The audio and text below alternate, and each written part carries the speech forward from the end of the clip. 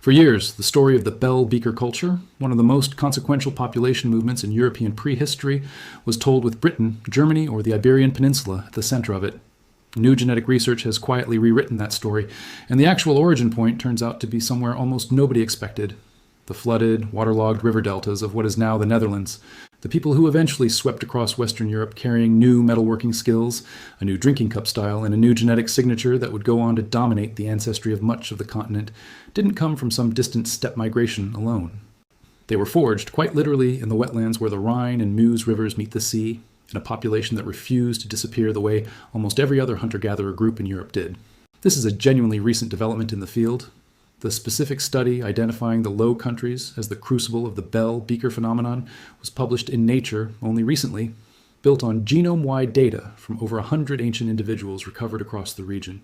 and it overturns decades of assumptions built on a much thinner genetic record. For most of the 20th century, and even through the early years of ancient DNA research, the Netherlands was treated by archaeologists mostly as a recipient of outside cultural influence, a low-lying corner of the continent that absorbed farming, then absorbed steppe migration, and then absorbed the Bell Beaker package from elsewhere, passively taking in whatever cultural and demographic waves happened to be sweeping through Western Europe at the time.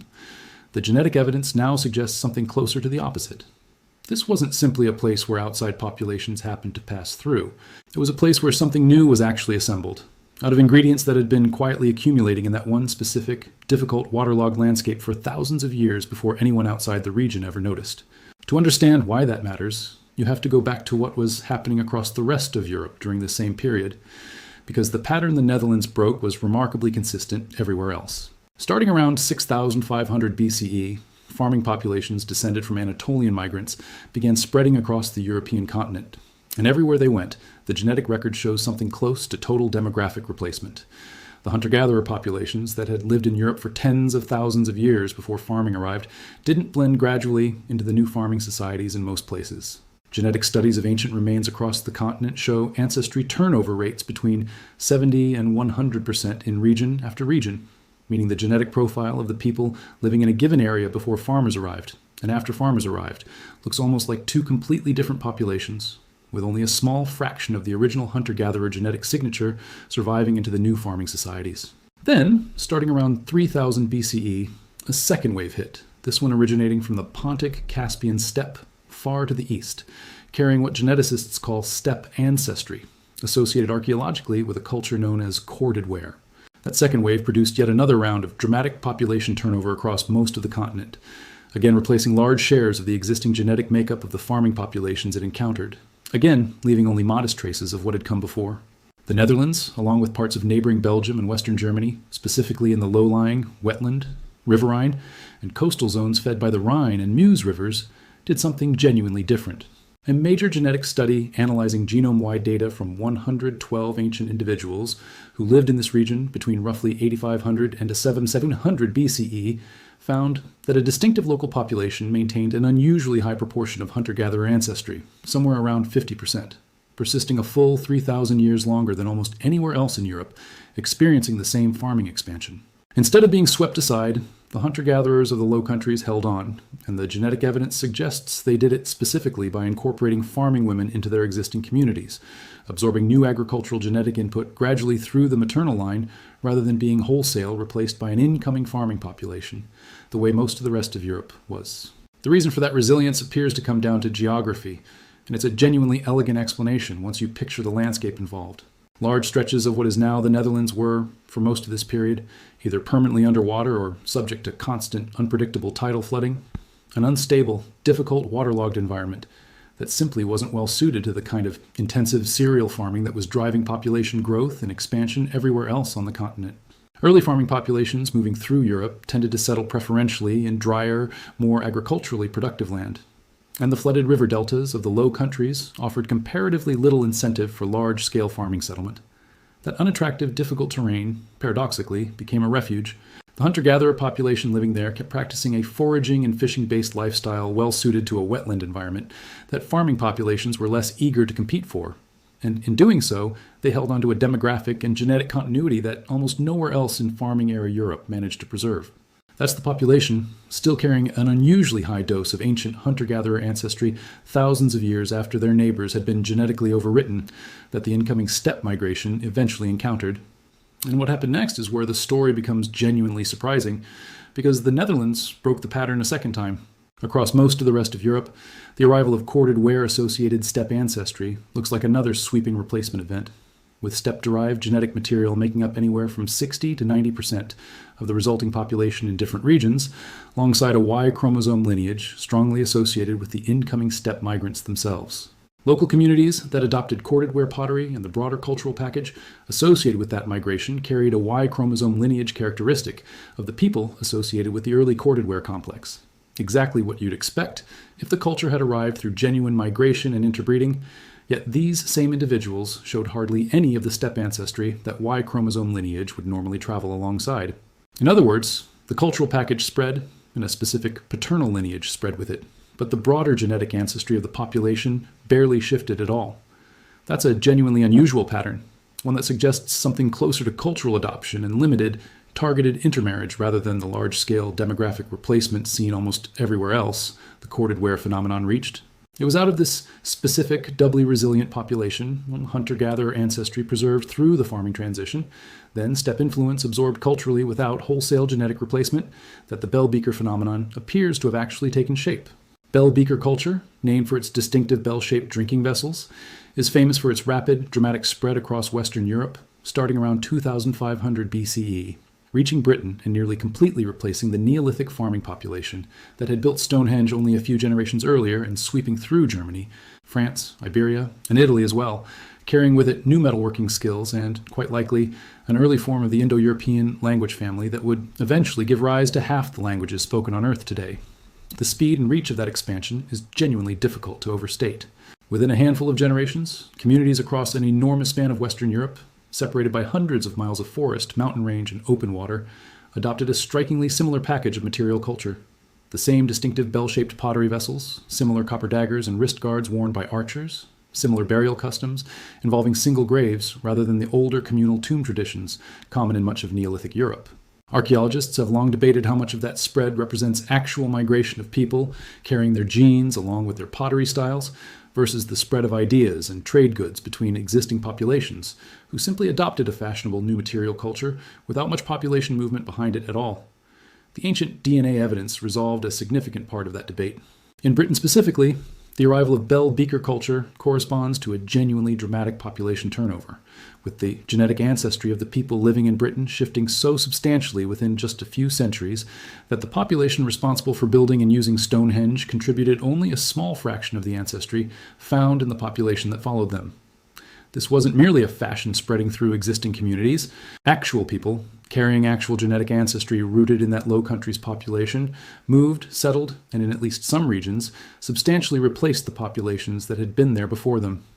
For a long time, researchers debated exactly where this whole phenomenon originated, and how it managed to spread so far, so fast. The genetic evidence from the low-lying river deltas of the Netherlands and neighboring regions now points to this specific area, this specific population, sitting at the crossroads of an unusually preserved hunter-gatherer genetic base and a culturally absorbed but genetically limited steppe influence as the actual crucible where the Bell Beaker package first coalesced before spreading outward across the rest of the continent. Genetic sampling from Bell Beaker burial sites within the Netherlands itself backs this picture up in more specific detail. At the burial site called De Tweethoorn in the Dutch province of Noord-Holland, dated to between roughly 2600 and 1600 BCE, researchers examining a small sample of individuals found a majority carrying Y chromosome lineages, belonging to a genetic group closely associated with Bell Beaker and Bronze Age male lineages found across the rest of Western Europe, paired with a noticeably wider range of different maternal lineages, including several distinct mitochondrial haplogroups that trace back to different, sometimes quite separate ancestral sources. That combination, a fairly consistent paternal signal alongside more varied maternal ancestry, is a pattern researchers commonly associate with a specific kind of social dynamic, male-biased movement and expansion of a particular lineage, combined with the ongoing incorporation of women from a broader range of existing local communities, exactly the kind of pattern you'd expect from an already established, genetically blended population expanding outward and continuing to intermarry with its neighbors along the way, rather than one population single-handedly and completely replacing everyone it encountered. Sites like De Tweethorn matter for a reason beyond just confirming the broader genetic pattern. They give researchers an actual, physical, datable snapshot of a specific community living at a specific place and time, rather than a purely statistical reconstruction built from broader population-level modeling. Archaeological context recovered alongside the burials, including grave goods, funerary practices, and the layout of the burial ground itself, lines up with what's known about Bell Beaker culture more broadly across Western Europe. While the genetic data recovered from the same skeletons adds a layer of detail that pure archaeology alone could never provide. A direct look at exactly which ancestral lineages the people buried there were actually carrying, rather than only inferring ancestry indirectly from the objects placed in their graves. This deep, complicated prehistoric layer is only the beginning of the story, though, because the Netherlands didn't stop absorbing and blending new populations once the Bronze Age ended. Written history picks up the thread from there, and it adds several more distinct layers on top of that ancient genetic base, layers that modern Dutch people can still trace clearly in their own ancestry today. The first named population to enter the historical record in this region were the Batavians, a Germanic tribe recorded by Roman writers as having settled in the river delta area during the final centuries BCE, arriving, according to the historical accounts, from further east in what is now Germany. For a long time, Dutch national identity leaned heavily on the Batavians as the foundational ancestral population of the entire country. A story repeated so often in 19th and early 20th century Dutch historical writing that it became something close to unquestioned common knowledge. Later, historians and ethnographers pushed back hard against that oversimplified narrative, arguing that the Batavians were, at most, the ancestors of a relatively small portion of the modern Dutch population, concentrated in a specific part of the country, and that a more accurate accounting of Dutch ancestry needed to include several other Germanic groups who arrived in the following centuries: the Frisians, the Saxons, and the Franks. Those three names matter enormously for understanding the genetic map of the modern Netherlands, because they didn't settle uniformly across the country, and the genetic evidence shows that clearly even today. The Frisians occupied the northern coastal regions, developing their own distinct language, still spoken today by hundreds of thousands of people primarily in the Dutch province of Friesland, closely related to English in ways that set it apart linguistically from Standard Dutch. Linguists specifically classify Frisian as the closest living language relative to English, of any language spoken in continental Europe, a relationship that traces directly back to the shared North Sea Germanic ancestry of the Anglo-Saxon populations that eventually settled in Britain and the Frisian populations that stayed put along the continental coastline, two branches of essentially the same ancient linguistic and genetic community that simply ended up on opposite sides of the North Sea. The Saxons settled further inland to the northeast, in territory that today forms part of the northeastern Dutch provinces bordering Germany. The Franks, the group that would eventually give their name to France itself and build one of the most influential post-Roman kingdoms in European history, settled predominantly in the southern regions of what is now the Netherlands and neighboring Belgium, alongside earlier Celtic populations already present in that southern zone, populations whose own presence in the region predates the arrival of any Germanic tribe by many centuries. The Frankish kingdom that eventually emerged from this settlement went on to become one of the most consequential political entities in post-Roman European history,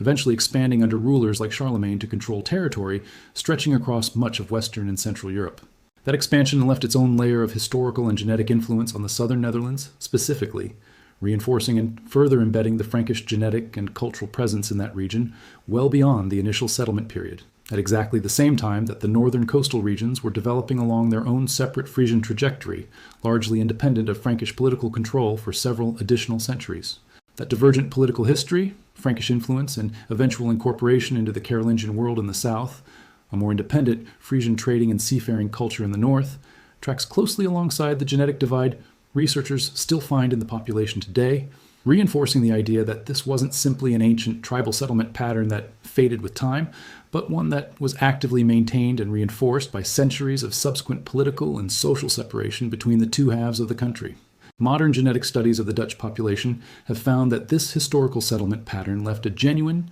measurable, and geographically consistent signature.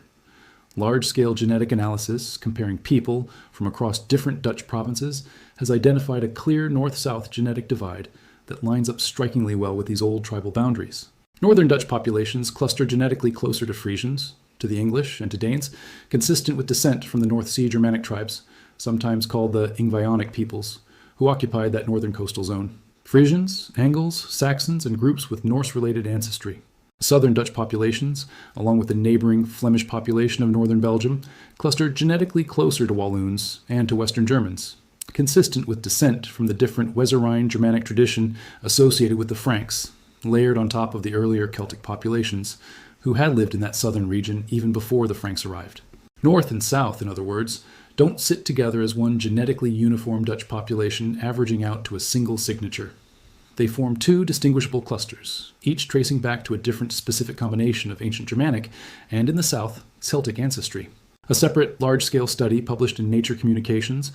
analyzing genome-wide data from more than 1,600 people alongside detailed information about where their families had lived for generations,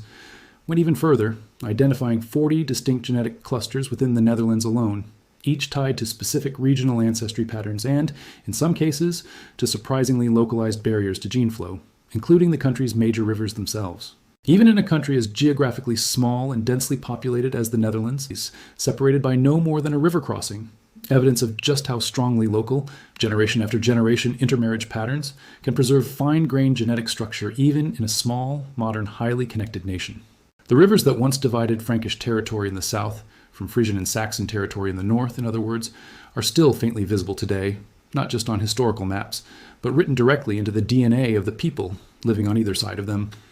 That level of fine-scale genetic structure surprised even the researchers involved, given how thoroughly modern transportation, commuting, and internal migration might have been expected to blur these old regional boundaries over the past century or two. Instead, the data showed that Dutch people have historically tended to find partners from within a relatively limited geographic radius of their own home region, generation after generation, and that pattern of localized intermarriage was strong enough and consistent enough to leave a detectable genetic signature even now, in an era of highways, trains, and a national population that moves around far more freely than their ancestors ever could. The rivers specifically stood out as unusually persistent genetic boundaries, likely reflecting their historical role as real physical barriers to travel and social contact for many centuries, before modern bridges and infrastructure made crossing them a non-issue, a reminder that geography can leave a genetic fingerprint on a population long after the practical reason for that boundary has stopped mattering in everyday life. Layered on top of all of this ancient and early medieval ancestry sit several more centuries of documented immigration, each wave adding its own smaller but genuinely traceable genetic contribution to the overall Dutch population. Following the initial Germanic settlement period, later centuries brought substantial numbers of both economic migrants and religious refugees into the Netherlands from across Europe, drawn in large part by the country's unusual religious tolerance and its position as a major trading and commercial hub during the Dutch Golden Age. Records and genetic studies both point to significant historical immigration from Iberia, particularly Sephardic Jewish and Protestant refugees fleeing persecution during the Spanish Inquisition and the subsequent 80 Years' War, alongside French Huguenots fleeing religious persecution in France, and additional waves of migrants from Belgium, Germany, and Britain arriving for a mix of economic and religious reasons across several subsequent centuries. The scale of this immigration during the 17th century in particular is easy to underestimate today. Amsterdam alone grew from a modest trading town into one of the largest and most cosmopolitan cities in Europe within the span of a few generations, its population swelling substantially through the arrival of merchants, craftsmen, and refugees from across the continent, drawn by the city's role as a hub for global trade and by a level of religious tolerance that was genuinely unusual for the period when most of the rest of Europe was enforcing strict religious conformity backed by the threat of persecution or execution. That tolerance made the Netherlands, and Amsterdam specifically, a destination of choice for religious minorities fleeing hostile regimes elsewhere, and the genetic traces of that migration are still detectable today, concentrated most heavily in exactly the historically prosperous trading cities of the Western Netherlands where these communities most often settled, including Amsterdam, Rotterdam, and other major centers of the Dutch Golden Age economy. Each of these groups, while generally smaller in overall genetic contribution than the deep Germanic and pre-Germanic layers described earlier, left a real, still detectable trace in the broader genetic diversity of the modern Dutch population, particularly concentrated in the historically prosperous trading cities of the Western Netherlands, where these communities most often settled. Y chromosome research adds one more layer of specific, granular detail to this picture, focused on the direct paternal line passed largely unchanged from father to son across many generations. Studies examining Y chromosome variation across the Low Countries region, including detailed sampling from the Brabant area spanning both Dutch and Belgian territory, have found that the overwhelming majority of men in this region, roughly 70% in some sampled populations, belong to just a handful of specific paternal lineages within a broader genetic group associated with the Bell Beaker and Bronze Age expansion. Described earlier in this story, the the same deep genetic layer that appears to have originated in this exact region thousands of years before recorded history began. Researchers working on this specific study identified 8 distinct broader Y chromosome haplogroups among the men sampled, further subdivided into 32 more specific genetic subgroups, illustrating just how much fine-grained paternal lineage diversity exists even within a single, relatively small cross-border region, layered on top of that dominant Bronze Age signal running through the majority of the sampled population. That finding threads a direct, if diluted and heavily layered, genetic line connecting a meaningful share of men living in the modern Netherlands today, all the way back to the same ancient river delta population, responsible for helping launch the Bell Beaker phenomenon across the rest of the European continent in the first place. It's worth being precise about what that connection actually means, though, since it's easy to overstate. Carrying a Y chromosome lineage connected to that ancient population doesn't mean a modern Dutchman's overall genetic ancestry is overwhelmingly Bronze Age in origin. The Y chromosome represents a single narrow paternal thread, passed down largely unchanged through one specific line of male ancestors,